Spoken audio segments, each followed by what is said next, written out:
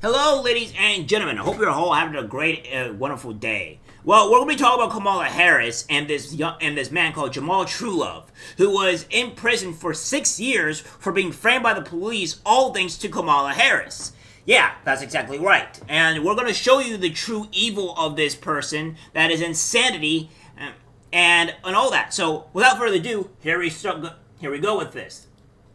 We have this from the Colin Rugg saying, man who was wrongly convicted by Kamala Harris says she laughed at him when he was sentenced to 50 years in prison for a crime he didn't commit.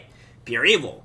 Jamal Truelove was awarded $13.1 million after spending 6 years in prison after being framed by police. Truelove was framed by the police for shooting of his friend. We locked so that's what we have here, right? So, right now, we're going to be going a bit to this story. I hope we're going to be showing you the full video. But it says, California man who was wrongfully convicted by Kamala Harris reveals her sickening taunt when he was found guilty. Alright, so we're not going to talk about this full part here, but we will talk about this. It said Truelove accepted the $13.1 million offer in exchange for the city's dropping of his appeal. The jury cleared 2 other officers of wrongdoing. The jury found that detectives showed an eyewitness a single photo of Truelove rather than presenting the person with photos of other people as part of a lineup to identify a suspect. Evidence was also produced showing the detectives were aware of another suspect who they did not investigate, among other failures. The other 4 officers named in Truelove's lawsuit have retired. No officers were disciplined for their roles in the case. No one has been convicted of Kuka's murder since Truelove's acquittal. Truelove said that ahead of his conviction, he had hoped that Harris might show leniency towards him due to her background. So we're going to be going through the full video here. So I want you guys to know, as we go through this video, you're going to understand that that they didn't even find the guy that they convicted of, right? They didn't find any of these guys, and it is all quite terrible, really. It really is. And I can't believe that this actually happened to this guy. So without further ado, here you go. Ended up losing. We ended up losing, and after I lost, got convicted. Well, the sentence came in. You know, obviously the courtroom is full. I know who this lady Kamala Harris is, right? People in the projects knew who she was because she was a black district attorney. And we thought that we had a black district attorney in office, right? And who we perceive to be black, right? That will have that's from Oakland. And that's all we kind of knew. And we would think that, that she would, be a little bit more favorable to us. Now, during my trial, I didn't even think of this lady, just in general. I just knew that she was the head DA. They never came and tried to talk to me or anything of the sort, right? It was strictly, you did this, we charging you, you're going down. So at my preliminary, on verdict day, I remember seeing her in the back when I walked in, and when they laid down announced that I was, convicted for first degree murder, which I already knew I was convicted because the jury asked a question to the bailiff, because they give like these questions to be clear to the judge or whatever it may be, and we get to know what the question is. They bring us down to what the question is. And the question was, what's the difference between first degree murder and second degree murder? So I already knew that they just decided if it's going to be first degree or second degree. So I already came in there with the energy of like, I'm convicted. Now, they already knew too. So that's why the courtroom was super packed. And you see Kamala Harris like literally like front row, opposite side on the defensive side. And, when they came with the verdict guilty, me, I wanted to make sure I seen every nigga that was in that motherfucker on that side, not supporting me, and everybody else that was on that side.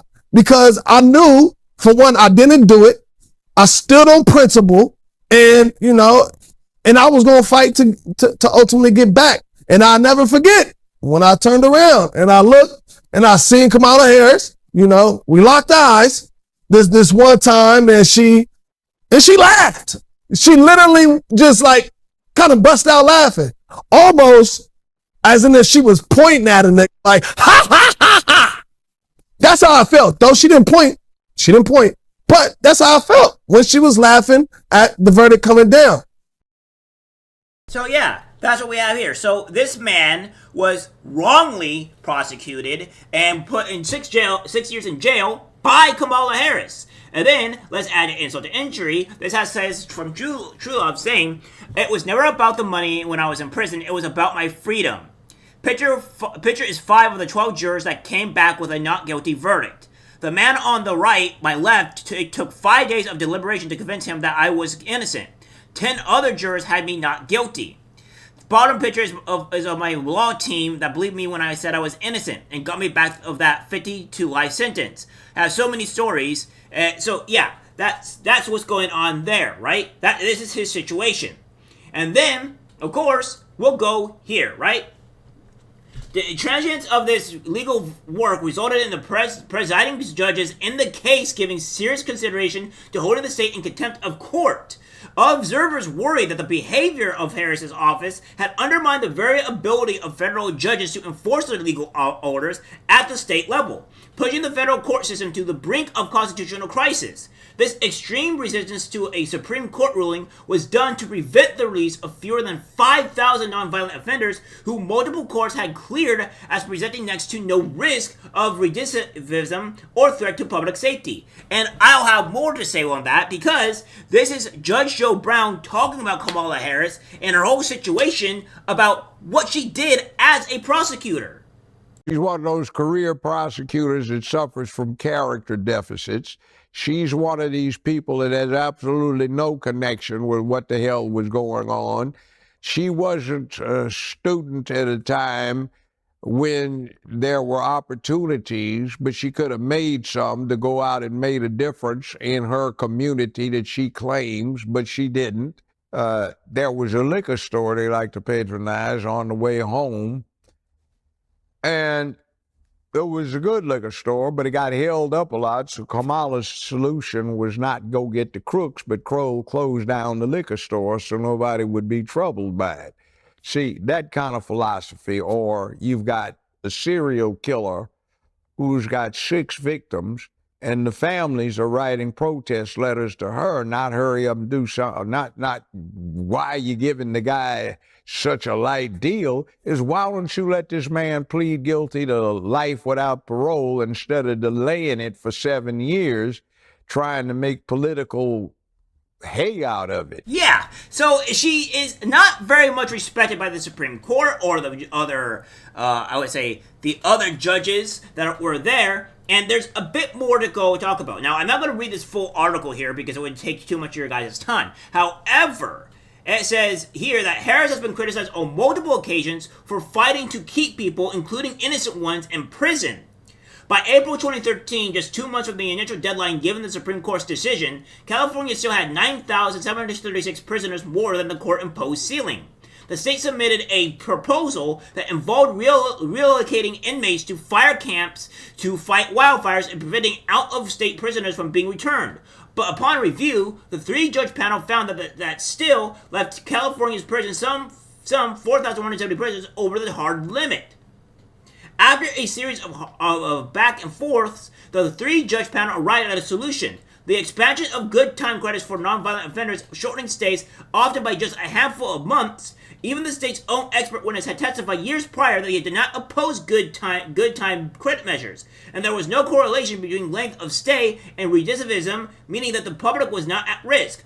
Other states, Washington, Illinois, even tough on crime, New York, had implemented these programs with success. The court found good time credits alone would do more than enough to close the gap and solve the problem for good. Some 5,385 inmates were eligible for release under good time credits. But Governor Brown, with Harris as his defense lawyer, did not agree. Harris's office launched into a campaign of all-out obstruction, refusing to answer why they could not simply release low-risk, nonviolent inmates to conform to the Supreme Court's request. Defendants offered no explanation, however, with why they could not release low-risk prisoners early. The June 2013 ruling started.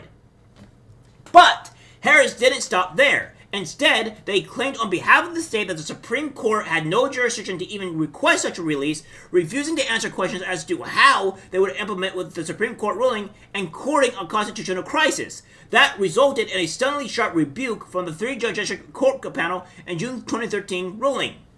So, that is what's going on there, right? So, Kamala Harris was trying to keep people pretty much in jail for a long period of time, right? They're trying to keep innocent people in jail. It's quite insane. And this is what we're going to have as a president here if we allow her to be one. She's gonna do this the wage gap, not the wage gap, but the price gouging, and then she's gonna end up keeping people innocent in jail. She is not this great person that people are making her seem to be. And this poor man here, we ended up. This poor man here, Jamal Truelove, was put in prison by the same things that this article is saying here. So yes, she 100% was keeping innocent people and putting innocent people in jail. And Truelove is one of those examples. Hopefully everybody starts realizing that. Alright guys, that's it for the video. Like, subscribe, share. As always, take care, my friends. I'm disgusted